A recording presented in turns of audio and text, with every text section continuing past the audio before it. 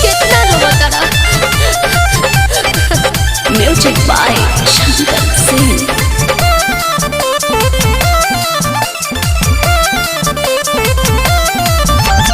कैसे नहीं शादी के ईमान हो, रोको ना तो गई के बुझान हो।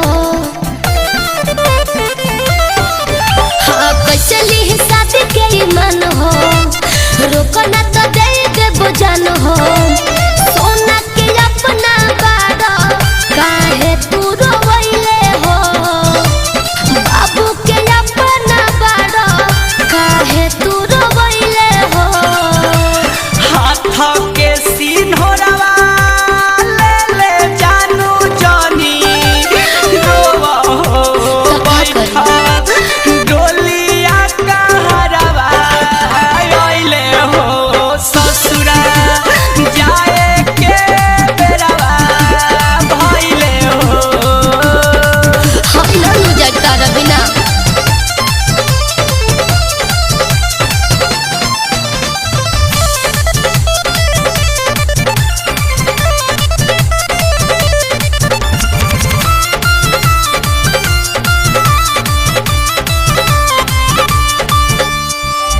जे करा के जानत नइखे दुल्हा कैसे मान ली, हटे नाई सौदा के धीरे धीरे जान ली।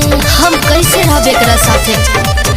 ए जे करा के जानत नइखे दुल्हा कैसे मान ली, हटे नाई सौदा के धीरे धीरे जान ली। कैसे कदी नीलाम तहरा पापा के सम्मान, सब कुछ देख के जानू कैसे बोला बन जाई या न जान। काहे कठोर बाड़ा करे जाल कोइले हो, काहे कठोर बाड़ा करे जाल कोइले हो। हाथ के सीन हो रवा ले जानू जानी रोवा हो बैठा डोलिया कहरवा आइले हो ससुरा जाए के बेरवा भइले हो।